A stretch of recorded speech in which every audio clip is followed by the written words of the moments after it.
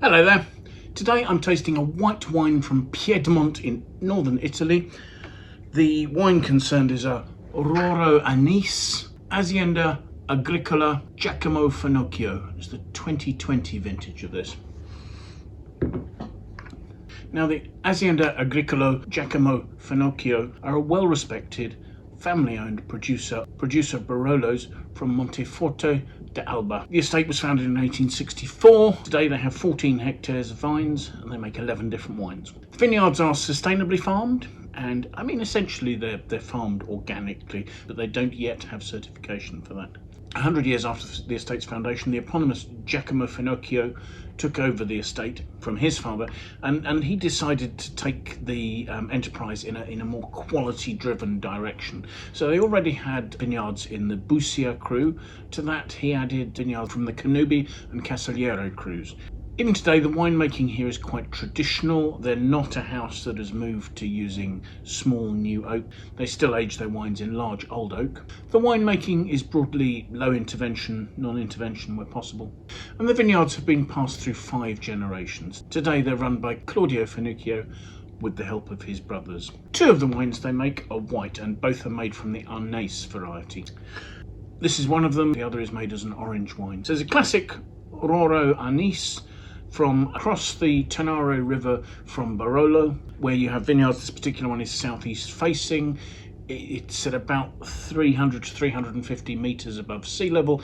Its soils are calcareous with clay of a sort of a medium consistency. They own about 1.5 hectares of vines, and that produces about 1,000 cases of this Arneis a year.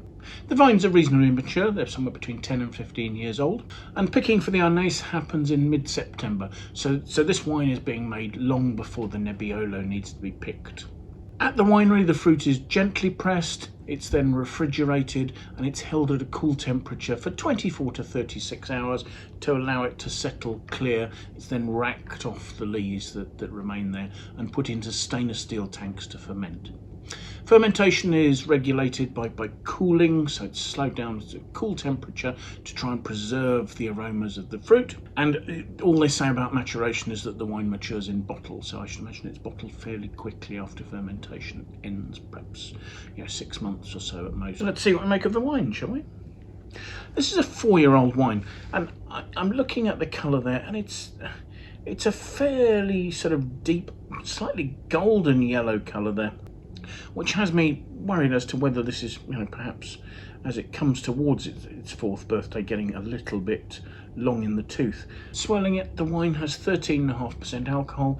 It's not particularly forming tears on the glass, just starting to. It's not a hugely viscous wine. So let's see what we make of the aromas, shall we?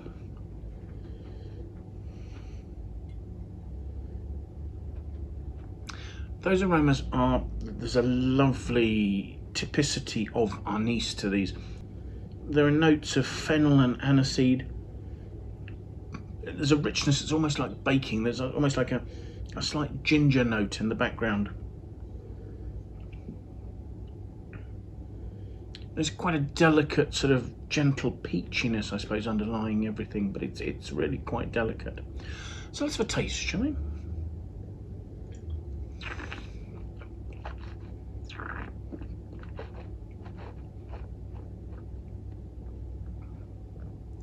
That's completely dry, and because of its age, it's got a lovely mellow smoothness.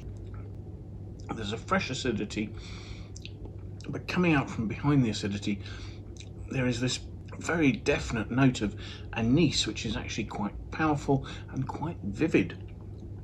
Atop that, touches of sort of dill, fennel, sort of delicate herbaceous notes. I'm wondering if the wine is perhaps a little tired, but actually it's beautifully mellow and rounded. There's a slight sort of bruised apple note to it, and I certainly think this is a wine that probably needs drinking up in the next year. But there is such a beautiful nature to that fennel flavour that I think it really does show the wine's class. The flavours are delicate. The fruit is not particularly enduring, but the notes of anise and fennel are just lingering beautifully. I think this would be a beautiful accompaniment to delicate white fish or something like that, which would just provide a backdrop for these elegant flavours. Looking at our aggregated score on Wine Searcher, we have this as an 89. I think that's probably about fair. Although it's a very well made and very well balanced wine. I mean, there's nothing out of place. The alcohol I haven't even commented on because it doesn't stand out at all. The acidity supports the fruit, but is beautifully in balance. This is not a wine for aging. I don't think it's a wine that's going to develop particularly. In the right circumstances, it'll make beautiful drinking now. And I think, if anything, it does show the precision with which winemakers who make Barolo often make their white wines, because frequently you find that they've got a beautiful balance because there's so much attention is paid to producing these wines. So thank you so much for watching. I do hope you've enjoyed the tasting. If you have, do please press the like button. If you have any comments, please feel free to leave those in the comments box below. If you have friends you think might like to watch the video, please do share it with them. That would be fantastic. I will of course leave a link, as always, in the notes so that you can go to the find page for this wine on Wine Searcher and you can see where it's available, what price it's at, and all the other details we have in the tabs there. So thank you so much for taking the time to join us, and do please see if you can make some time and come and join us for another tasting in the near future, won't you? Thanks again. Bye for now.